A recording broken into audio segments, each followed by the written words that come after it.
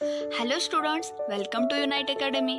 आणि आजच्या व्हिडिओजमध्ये आपण बघणार आहोत बायोटिक कंपोनंट्स आणि एबायोटिक कंपोनंट्स, म्हणजेच आपण त्याला मराठीमध्ये म्हणतो जैविक घटक आणि अजैविक घटक. तर what is mean by biotic components? जैविक घटक कशाला म्हणतात तर living things presence in an environment.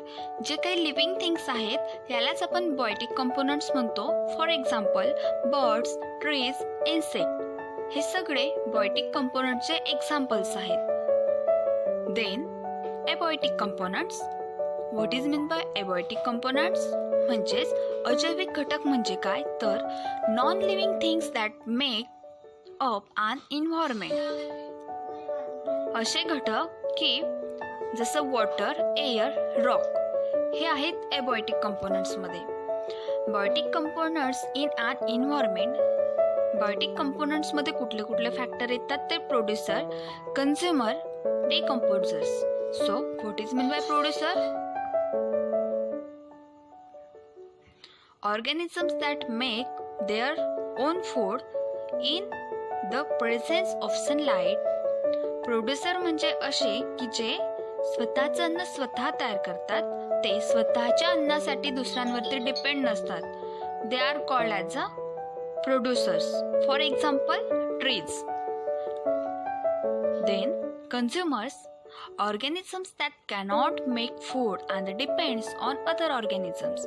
Consumer असे असतात की ते प्रोड्युसरवरती डिपेंड असतात, ते स्वतःचं अन्न स्वतः तयार करू शकत नाहीत. Okay. And what is mean by decomposers? The organisms that break down the remain of the dead animals and plants. असे की जे डेड बॉडीज असतात त्यावरती लिव्ह करत असतात.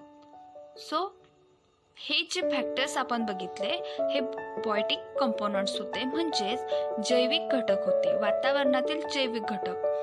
Then biotic components in an environment. Rock, soil, buildings, water, sunlight, temperature हे सगळे, air, ह्या सगळ्या गोष्टी अबायोटिक कंपोनंट्समध्ये येतात, म्हणजे अजैविक घटकांमध्ये येतात. आणि वातावरणामध्ये अबायोटिक फॅक्टर्स आणि बायोटिक फॅक्टर्स म्हणजे जैविक आणि अजैविक घटक हे एकमेकांवरती डिपेंड आहेत. बायोटिक कंपोनंट्स हे एबायोटिक कंपोनंट्स शिवाय लिव्ह करू शकत नाही, जसं ऑक्सिजन आहे. ह्या सगळ्या ज्या गोष्टी आहेत ह्या लिव्हिंग थिंगला जगण्यासाठी, म्हणजेच बायोटिक घटकांना जिवंत ठेवण्यासाठी अबायोटिक पण तितकेच महत्त्वाचे आहे. सो स्टुडंट्स, आवडला असेल तर लाईक करा, शेअर करा आणि सबस्क्राईब करायला विसरू नका. Thanks for watching.